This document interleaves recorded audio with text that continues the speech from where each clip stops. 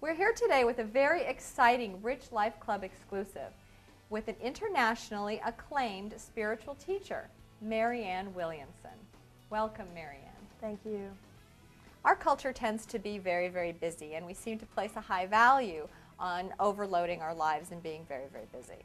Although, as we age, we slow down a bit. Can you tell us why slowing down doesn't necessarily mean that we're doing less? There's an old adage that an idle mind is the devil's playground. Well, so is an overly busy one, too. And the kind of busyness that was upheld as a virtue by generations before us had to do with hard work and industry.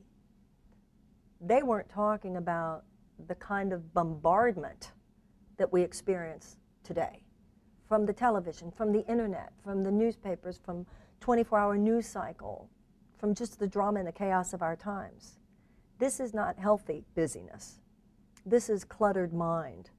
This is an almost inherent ADD propensity, simply because there is too much going on. This is not natural. This is not at all in keeping with the natural order where people woke with the sun and then naturally began a period of rest when the sun went down. I think that we are beginning to realize this now, and I think that many people, as you said, of a certain age realized that there was a certain kind of running around that was an adrenaline rush, that it was hormonally driven, and you look back at a certain point in your life and you realize that you made a lot of big mistakes because you were moving too fast. I mean, definitely, I know in my life, and I've seen it in the lives of enough other people, we did things we wish we hadn't done, we didn't do things we wish we had done, and we realized you didn't even spend a weekend praying about it. You didn't even, it was just this impulsive decision about something that affected years of your life, if not the totality of your life. What were you thinking? Well, for many of us, it's we were just moving too fast, and you lose perspective. I was reading an article about a group of brain scientists from very prestigious academic institutions recently had a conference, and there's a new theory on the table, which I find fascinating, about memory loss as we get older. Now, obviously, there's some situations such as Alzheimer's where it's indisputably a diseased condition. But there is this theory that certain kinds of memory loss do not represent disease or dysfunction, do not represent a devolutionary impulse, but rather an evolutionary impulse where the brain, not because it's breaking down, but because it's breaking through to a higher level of functioning, knows when it wants to drop attention to certain detail, because it's moving now into a place where its concentration and focus is on developing a sense of what the patterns mean rather than what the particular details represent. It's not so interested in the dots anymore. It's interested in what it would take to connect the dots. So they were all excited about this, these brain scientists, and they were talking about the fact that we should have a name for this. I mean, this is incredible. This is an incredible theory, and what would this mean? What would be a name for this new evolutionary plateau on the part of the development of the brain? And this article was so fascinating to me because it said that while they're having this conversation, what would we call it? Well, what would the name of it be? All of a sudden there was silence in the room because everybody got it at the same time. And people just sat back in their chairs. And finally one person said, wisdom. As things are dropping from our mind that we don't need to clutter our minds with, then really this makes us better listeners. Absolutely. You're not as distracted by ultimately meaningless things anymore. I mean, sometimes when you look at the way people grandparent as opposed to the way they parented, you see that. Sometimes people who, when their kids were growing up, were too busy and too distracted to be totally present when their little boy or their little girl came home and wanted to describe such and such, whatever it was. But once they reach the age where they're grandparents, the little grandchild comes home and the grandparent says, sit down, I want to hear everything. Tell me every little thing. You see all the young men today who are very adamant about not being absent fathers. And you see a lot of young women today, too, who are saying, I don't want to miss the years when my children are going through early childhood in order to be on the professional grind. Because we missed something that is as profound an experience as life can offer, and which will affect the life of the child for decades to come, or even a lifetime. So it's not just that change is possible. I see that change happening in the society. Mm-hmm. I think it's that kind of hope that we need to keep in mind. We as a generation, an older generation, baby boomers, are adding 20 years to our lifespan. And that 20 years is really not being added to the end of our lives. You say that really we're adding it to the middle of our lives. How is this remarkable? And why is this significant in how we can contribute to society? If this were 50 years ago, the majority of Americans aged with a spouse in the house. They were married, they aged within the context of that marriage, which had obviously gone on for a long time, and statistically they were liable to have grown children living in the same geographical vicinity with grandchildren. So that meant that there was a transition into an established social order, a place where they knew that they belonged. Today that's no longer true. The majority of Americans do not enter middle age and beyond with a spouse in the house. Even if we have grown children, it's not the same regularity with which our grown children live in the neighborhood, raising their children around us, etc. So many people age in America today feeling psychically as though the ground has been taken out from under them.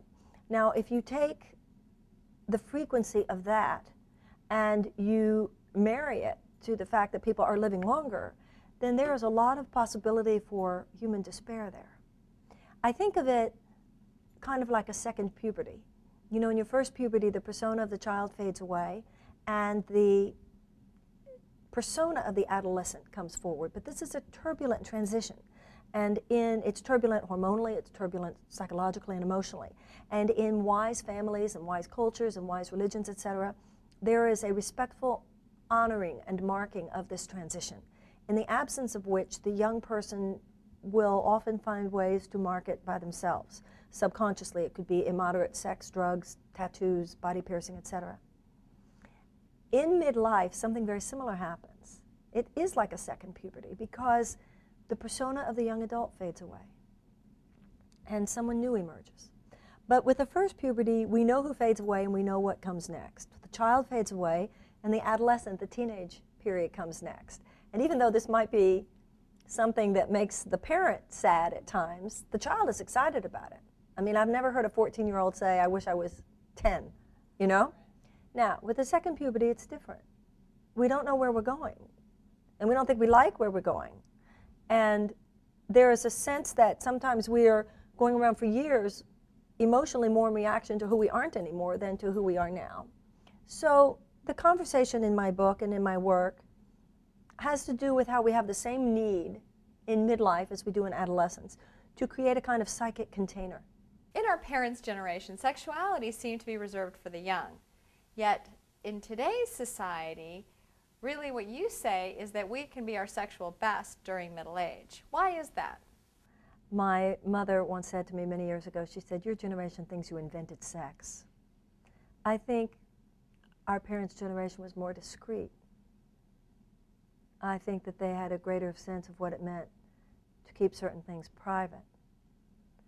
But I no longer think, as I used to, that their domain was as sexless or as boring or as unconscious as I thought when I was a younger woman. I think what a lot of people in our society, in our generation particularly, are going through is not just, oh, we're so much more conscious. Unfortunately, I think a lot of the pain of our generation is realizing some of the ways that we have not been conscious than in fact our parents were.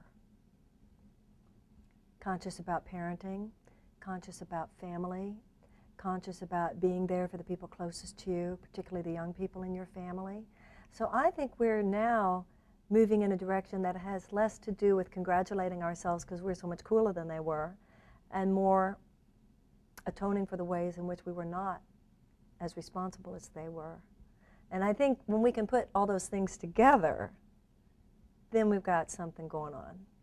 Given what's happening in the world today and where we've sort of led ourselves in terms of the perils that face us, do we have a greater responsibility in terms of how we live our lives and what we contribute to the world. Those of us who are adults on the planet now absolutely have a greater responsibility than any generation that has ever lived before us, merely because the weapons of mass destruction, their size and how many of them exist, the perils that exist in terms of global warming and other possibilities for weather catastrophe, the social, political, and biological stresses on humanity now have never been this intense before.